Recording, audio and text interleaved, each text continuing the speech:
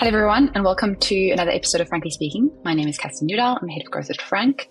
Today I'm going to be speaking to Karabo, who is a Franc investor. She started her career in the insurance and investment space, but she very soon found out that personal investing or investing for her personal finances was a very different ballgame. And what I really loved about this conversation is the fact that she was so invested in researching and empowering herself with knowledge. And she's really passionate about this in her day-to-day, but also in her career to help others to do the same thing. So she has some great advice around resources and how to empower yourself with knowledge.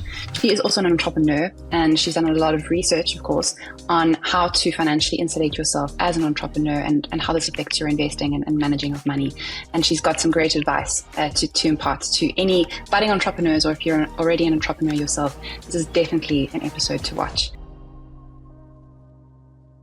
Karabo, do you want to tell us about your early journey with money and how you started saving before you started investing? It's kind of interesting because growing up in our family, we didn't get pocket money. And I always used to challenge my parents on that because I was telling them if they gave me pocket money, I'd learn how to manage money better.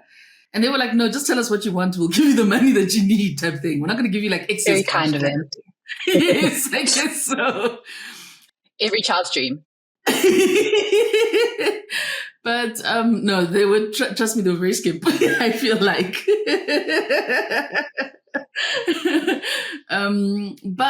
I remember that they gave us I think it's obviously in the 80s. They gave us these little piggy banks, but they were bank accounts. So some people might remember, if you are of a similar age, there was something called a Bob T account, which was aimed for kids to try and get kids to save. And then it was a little money box in the shape of an ATM, and it was blue. And so I used to collect any spare change in that. Yes, exactly. Which kind of is cool because it gives you this notion that yes, an ATM is kind of where you get money. So I think from that perspective, it's really cool. And I think also you obviously learn money, some money lessons, maybe some errant ones from Monopoly. So playing Monopoly, I think, was one of my favorite games. And maybe that's also what led me to feel like property investment is something I should always consider. So I feel like saving was more kind of framed around that initially. Maybe if I talk about my early childhood and going into my teens. Something I remember very vividly, actually, which I think maybe, has kind of framed also how I think about money, is the fact that there was one holiday when we went to Durban and I got given 10 Rand, and 10 Rand was a lot of money in that time. And I had a new wallet, which had nothing else but this 10 Rand in it, but it got stolen. I got pickpocketed on Durban beachfront. And so I was very traumatized about, people stealing money, which happens so often, right? So I think it also teaches one from an early age to be very vigilant because there's people who are going to be trying to steal your money out there all the time. So that's a very sad lesson to learn very early on, but an important one nonetheless. Yes. So, Karabo, you obviously went into investment when you started studying and kind of your early career. I guess what you just told us now about your experience as a child, saving and spending and losing money. I mean, how did that influence the career decision that you ended up making when you started studying? Yeah. I guess it did. That influenced it a little bit, but actually I think my parents have always been interested in shares, reading up financial press, and inculcating that in us. So, that's actually kind of what I feel like I also was drawn to, is when you're reading the daily papers, I would read what was in the business report as well. And I guess, maybe it's because also, the stuff that you see in the general press stuff is sometimes, it's all the kind of negative stuff in the business press is just telling you what happened in the business press. So to some extent, that neutrality maybe also is kind of attractive. But so we got, maybe accustomed to thinking about shares, etc. And it's interesting because later on, my dad told me about how he had actually invested in an endowment for me with an insurance company. And he thought he'd been contributing over a long period of time. And when this investment finally matured, it had much, much less money than what he was expecting. And that is one of the reasons why he then decided to rather look at share trading, look at property investments himself, because he actually thought, kind of some financial services companies had let him down. And I think that also framed a lot in terms of how I think about financial inclusion, appreciating the importance of keeping track of your investments, getting the daily feed, the kind of regular feedback around how the investment is performing, but also the big responsibility that investment companies have to have around making sure they communicate the expectations correctly. And that's something which the industry obviously has reformed in many ways. But I think learning that is something that also informed how I was thinking. And I think as a child, you also realize that, like money, changes things. It can create opportunities. It can create barriers. And it's something which I wanted to use money for empowerment from quite an early age. And so knowing that and working in finance was important for me. And I think that did drive that. It is kind of interesting because, yes, I studied actuarial science, which most people kind of view as being focused on building insurance products, etc. But it's not like I knew what insurance products were when I was, I think, selecting that as a course of study. I must say, I think it was just I was very numerate, very good at mathematics, exceeded in mathematics, and I really enjoyed mathematics. And I went into it for that reason. But it was great to then learn through the time that actually finance and investment was something which I could then focus on. And understanding also kind of how people leverage insurance to actually protect themselves from financial ruin, I think is something which is a very formidable lesson to learn. And I think a very formative time in one's life. So I think that drove me quite a bit in terms of thinking about that. But I've always been interested in investments and asset management. I was very fortunate to also get a bursary from a company that was an asset management company. And so I used to go there for vacation work for like 3 weeks a year. And obviously that also helped in me learning more about money. But you learn at it from like a 10,000 foot view, I guess, because they're dealing with large clients, institutional clients. Sometimes you don't necessarily understand it in terms of what it means from an individual perspective. And I only learned that much later on. But certainly that's kind of what drove me into getting into working in finance. And I really loved it, I must say. And I think it's because of all the characters that I met working there. And they were a really great bunch of people. So, yeah, you're clearly passionate about it. It's really amazing to see. Then in terms of you actually investing for yourself, when did that actually start? You obviously spoke a lot about your saving behavior or habit that you formed very early on. How did that, flow into investment for you?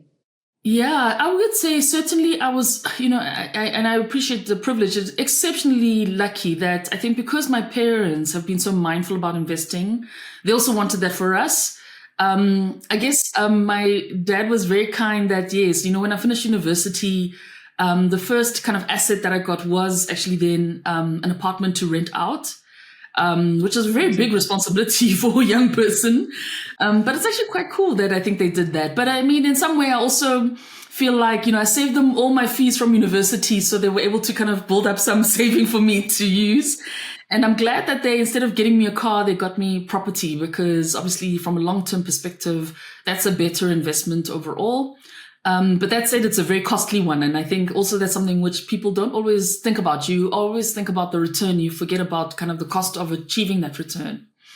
But that was one of the things which I got. And actually, that was obviously in the heyday before the global financial crisis, when banks would give a person who was 22 years old 100% bond as long as it had some surety from somebody who was creditworthy, which I think very rarely happens now, unfortunately. But and so I was very fortunate. So my dad also, my parents, they kind of assisted me because they assisted with furnishing the apartment with like the basic things or the fittings. And I think for the kind of property, obviously then whoever the tenant was had to furnish it themselves. It was rented unfurnished.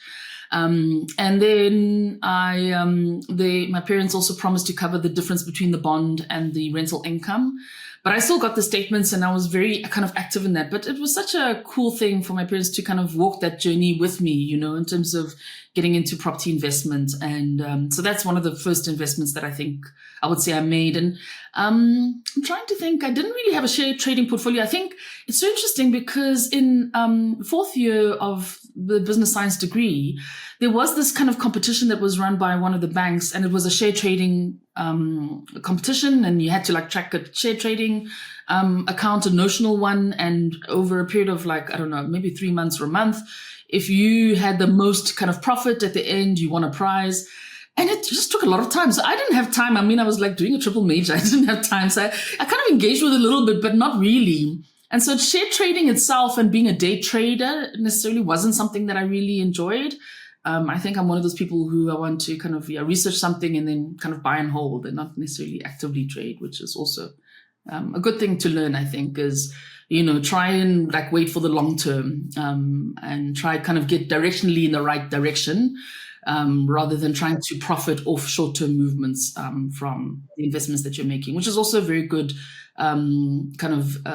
maxim to maintain when you're thinking about investments. Yeah. And also understanding what kind of investor you want to be and the kind of risk you want to take on and how hands-on you want to be with your investments, right? It's true. But that said, so yes, shares are a risky investment, but, I think I think I wouldn't say I was risk averse. I mean, taking property on at 22 also.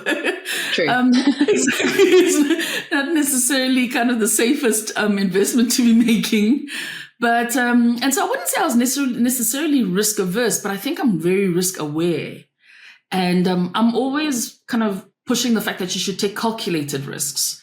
And as long as you're thinking broadly about like where you can take risk, but how you've hedged it in other ways, I think that's a principle that studying actuarial science helped me a lot in thinking about.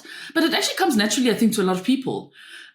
So what's good about that is that it means that, yes, I can invest in something which seems very maybe esoteric, very risky, kind of unknown, like crypto, but I do it in a small amount, and I'm doing it in a small amount because I appreciate that, yes, I don't want to put all my money in something which actually I think is very difficult and complex to understand. And yes, there's wonderful platforms that make it easier for people to understand, but even then be mindful about how much of your wealth you're putting in one place. Which are the investments where you're getting protection? I think it's great for things like now that, the Reserve Bank has come up with this Deposit Insurance Act. So now you can put money in different places, and if that bank goes under, you're protected up to a certain amount. So things like that, I think, are very good to always have in mind. And I think it just highlights that, yes, investing, actually, you need to do a lot of research, try and talk to experts, be guided by them, but also be comfortable in the decisions you make for your own or related to your own finances. It's really important. That's fantastic advice. I think this segues nicely also into the next question, which is obviously you've had the advantage of, being in spaces like asset management funds where you obviously are talking to people on a day-to-day basis about investing.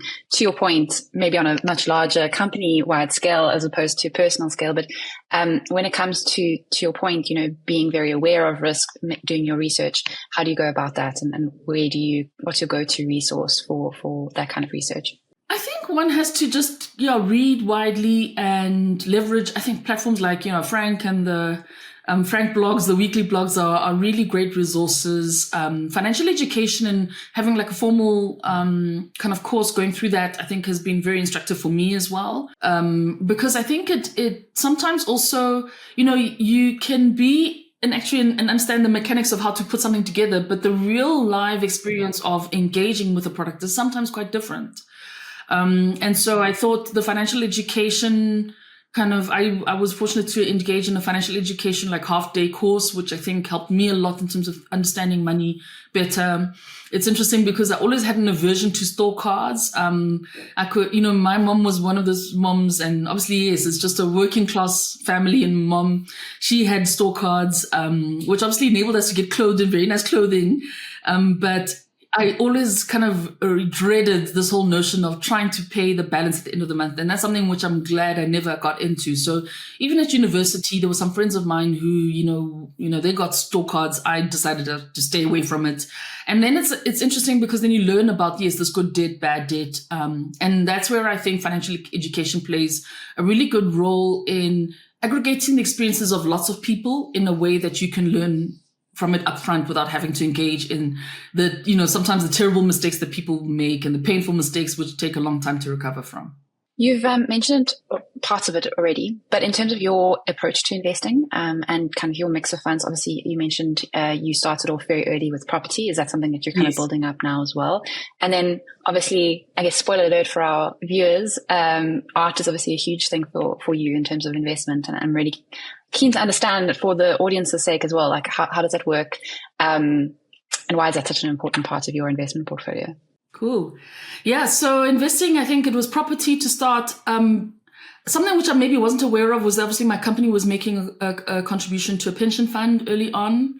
And I must say I didn't engage with it early. I think I only engaged with it maybe like 7-8 years after I started working, which is bad.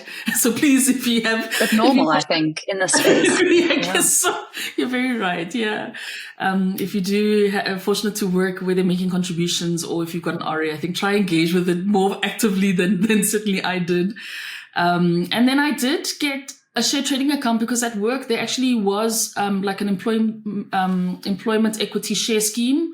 So that was also quite cool because that's the first time I opened a share trading account, was actually to just receive shares from the company that I was working for that gave us, we got shares effectively as part of the employment equity and broad-based Black economic empowerment structures, which was really awesome. And then thereafter, I then engaged with buying shares on a periodic basis. So those are some of the investments. Then yes, art. So I lived in London for 3.5 years, but I must say, like, I think the exposure to art was obviously before that. My parents had artworks at home, but I took nothing of it. I think sometimes you look at it, it's a nice picture. That's really kind of it. Later on, I discovered that it's a very well-known Soweto artist called Hargreaves Ndukwane. And so actually now, because of that nostalgia, I asked my parents if I could buy one of their artworks because obviously he's late. And so that was quite cool.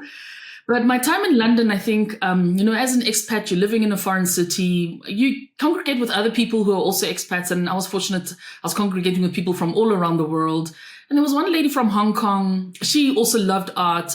She ended up going on to, when she moved back to Hong Kong, she set up basically pop-up galleries in restaurants, which was such a cool concept.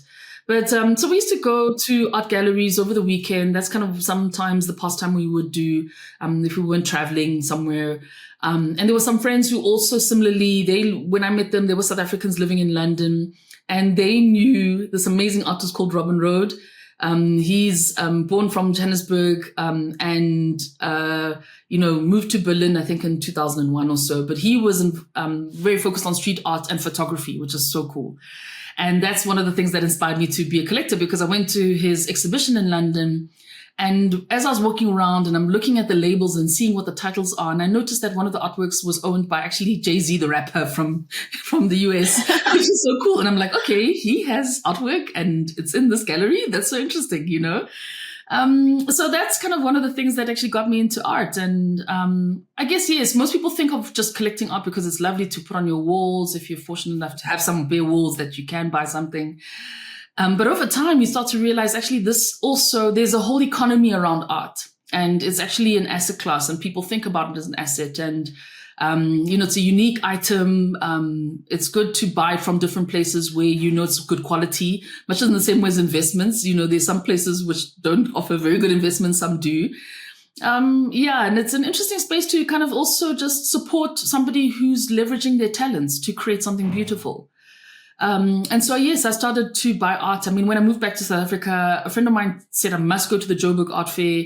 I went to the art fair and walked around and saw some amazing artworks, but one which caught my eye was of a mining headgear. And that's because obviously I grew up in Joburg. You see the mine dumps everywhere, having grown up in Soweto. You see the mine dumps, you see the mines, having gone to Gold Reef City as a child. So that's something which was sentimental to me, but it was actually a fascinating artist by the name of Janet Unite. She's Cape Town based. So that was the first artwork that I think I bought. But in my travels, I also would buy artwork when I'm traveling. In around 2015, I decided to take it a bit more seriously, and having been exposed to kind of art events where I'm seeing other collectors and hearing people talk about art, and started to take it a bit more seriously, and invested in supporting an artist where they wanted to put together a film for the Berlin Biennale. And so I made a contribution along with another investor, and out of it, they said they were going to give me 4 photographs. I imagine these photographs to be like normal, kind of these pocket-sized photographs. It turns out they were like 1.8 meter by 1.5 meter photographs. That's what they meant. That's very broad. Agree. And actually, I've achieved quite a very good return on my investment for that. So it's not to say that, yes, art is going to be one of those investments you're always making money. I think it had performed really well up until around 2022. So less well now, but it's also, that's kind of one of the things that inspired me to also start Capital Art, which is a service for art collectors to document the details of their art collection because that's actually how you also leverage that investment and maximize it, is by making sure you know who the artist is, what are the materials it's made from. And it's great to now create a tech platform where it's easy enough to do that. So that was quite fun. And now Capital Art gives you a quarterly report, or if you're a subscriber, you can get a quarterly report, much in the same way as most investment houses give you a quarterly kind of statement that tells you how your investment is performing. And that exactly was the insight, is that people don't, sometimes you bought this artwork, you don't realize actually kind of the value of it that's sitting on your walls.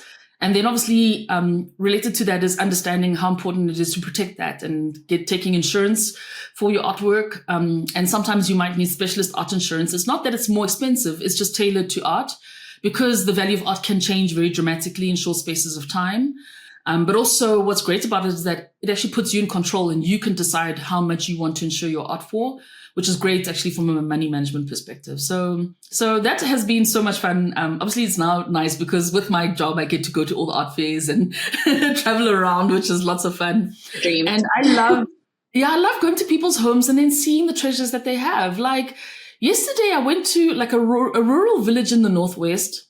And the person who had arranged this trip had kindly said I could go to their house in this rural village to use the bathrooms because it was like a 4-hour drive from Johannesburg. And when I got there, they actually had a Gerard Sokoto painting in their house. And wow, like, that's amazing. And I think that's why I'm so passionate about Capital Art, is also because I'm hoping that more and more people appreciate that it's so important to record all these things that we have for future generations.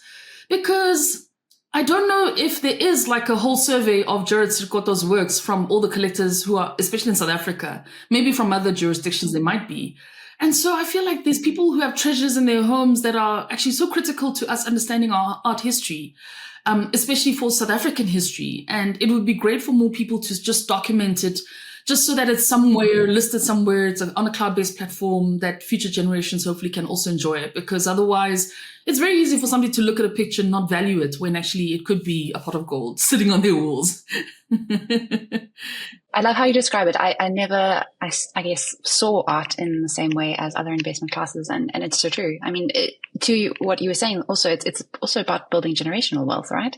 You're passing on these assets that have so much more meaning even than just, a pot of money, as you say, that you can profit from, obviously, and build wealth from, but also has so much more depth to it.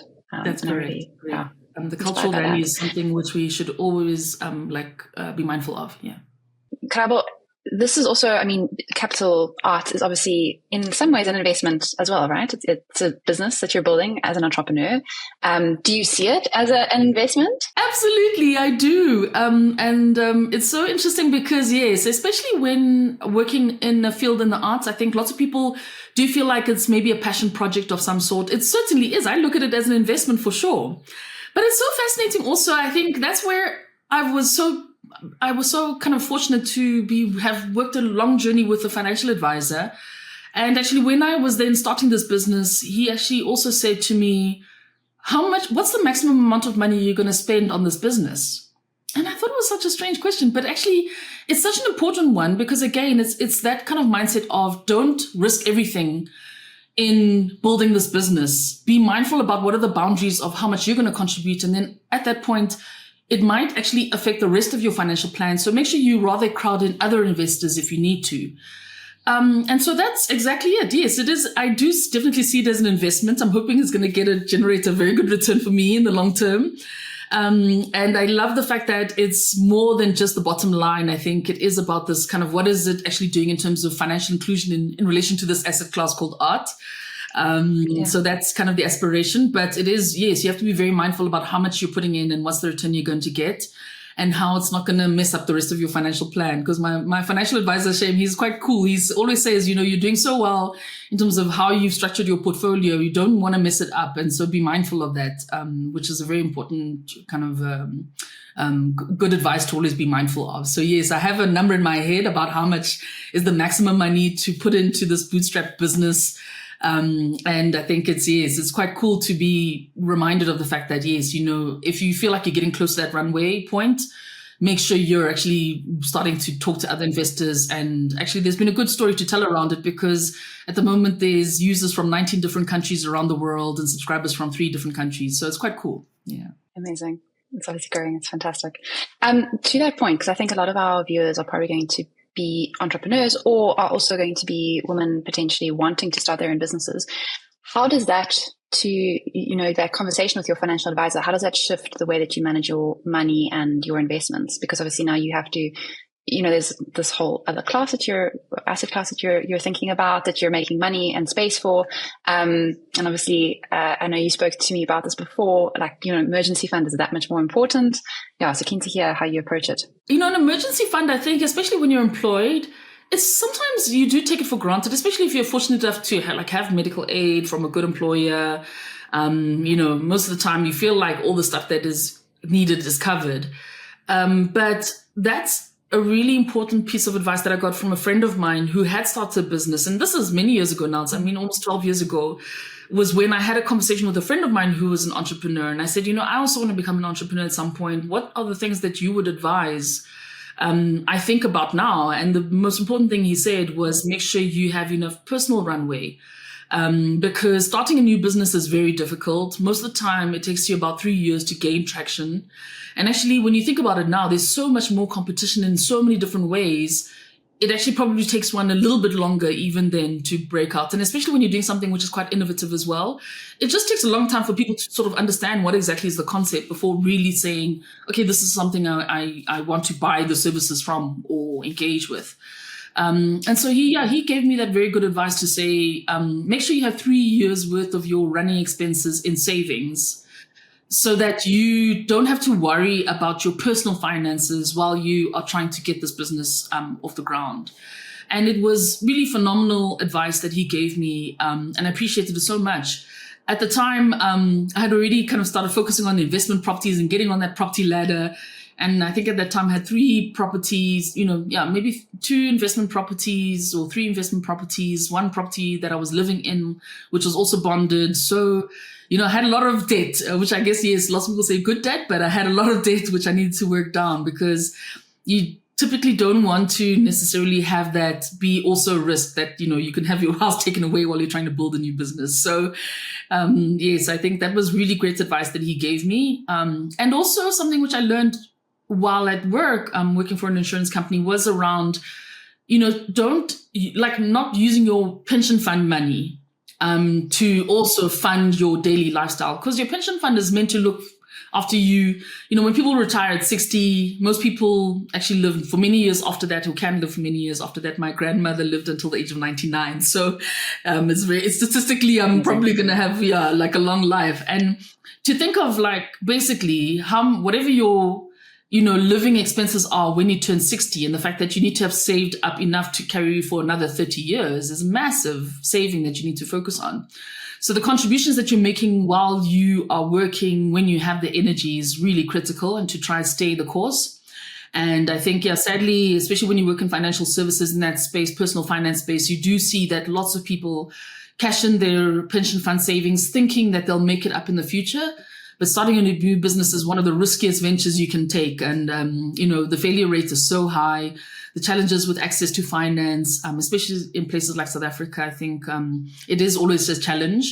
And one has to be then mindful about that. And so that's also something which I thought was really good advice, was to say, don't even think about touching your pension. And in fact, even as I've been starting the business, I carried on my contributions to my retirement annuity. So, and I think it's just because, yes, you want to just try carry on investing. And it's also very good, especially kind of for the general equities investments that one is invested in, to be investing through the cycle, not only trying to time the market. So that's also very good, kind of advice to have, is try if you can. And especially I think because my friend told me to, make sure I saved up 3 years worth of my running expenses. My running expenses did include, my short-term insurance, my long-term insurance, my life insurance that's covering me also for critical illness and disability. The pension fund contributions were all covered in that. And it's good to then review that on an annual basis with a financial advisor to just make sure you're staying the course. And also, I think, being honest with them about what you're thinking about for them to advise you what might be different courses of action to take is really important. 3 years, that's a lot. I mean, we always advocate for 3 to 6 months of emergency savings, but obviously as an entrepreneur, to your point, you have to have so much more runway. Agree. And actually, it's very important to remember that that's your personal runway. That's not the runway that you're building for the business, which is also totally separate. And because you're two separate legal entities in effect when you're running a business. So great advice for future entrepreneurs. I'm going to wrap things up. There's so many more questions that I have for you, but what excites you about investing? I guess what excites me about investing is the fact that I think I also get joy just from the act of investing. So sometimes it's not even just from the outcome. I think it's just like the fact that there's so many interesting things out there. I've loved angel investing and becoming an angel investor and trying to support other entrepreneurs in their businesses. I'm obviously investing in my own business now, so doing less of that. But that's also been a really cool part of the journey, is kind of looking at investments, trying to hopefully track that they are giving you the return, making those tough decisions sometimes to switch out of one investment into something else because it's not yielding the return, and just keeping up to date with what's happening. So that's something which excites me is, I think just, being mindful about what it is and the fact that it's going to enable me in the future to do something different and something well, and to not worry about money. I think, that's something which I'm very mindful of. I want a soft life like everybody else, I think. Yes, don't we all? And then you've planted so much really amazing advice throughout, the story that you've told us around your investing journey. But any parting advice for a woman or any person that wants to go into investing that's maybe starting out from scratch? I think maybe two things is don't be afraid to ask people, because that's also something which I think is really important to do. Ask people, but also ask widely so that you kind of get a feel for where the general advice is sort of trending to. Because asking one person for advice, they might say stick it under the couch or under your bed, and that might not be good advice, right? So talk to as many people as possible to kind of get a wide range of insights and inputs, because also people experience things differently, but also can interpret and perceive things differently. And I think getting diversity in those inputs is really important. Also, talk to people who are like you, because I think there's also something to be said about people who have walked a similar road to you, the insights that they might be able to provide. And I think the second is, be mindful of the fees that you're paying related to any investment. It's something that, we maybe don't often think about. Hopefully more and more people are being more transparent about that. But it's something which I think one has to always be mindful of, because that's something which can actually creates a very big drag on your on one's investment and the ability to achieve any type of return. And be mindful of tracking what real inflation you're seeing in your own basket of goods relative to then what the investments are tracking, because the basket of inflation that's communicated is a very important measure, but it's a summary measure, and sometimes what you're experiencing might be different. And maybe if my kind of real inflation, what I'm experiencing is maybe 10%, I have to be mindful about that relative to then what's the return I'm getting on my investments. Because if it's also only 10%, I'm not really moving anywhere. I have to be mindful of the fact that I'm trying to make more than inflation for the value of my money to keep up with the cost of living. So that's also something which I think is important, kind of being mindful of the fees and being mindful of that relative to the return over long periods of time. Karabo, thank you so much for your time. Really appreciate it. And I know our viewers and our audience are going to get so much out of this, and so many great tips and advice. I hope so. Hopefully it's been valuable. Fantastic. And thank you so much for listening. If you want to hear more of these kinds of stories and journeys to investing, please subscribe below. And till next time, cheers.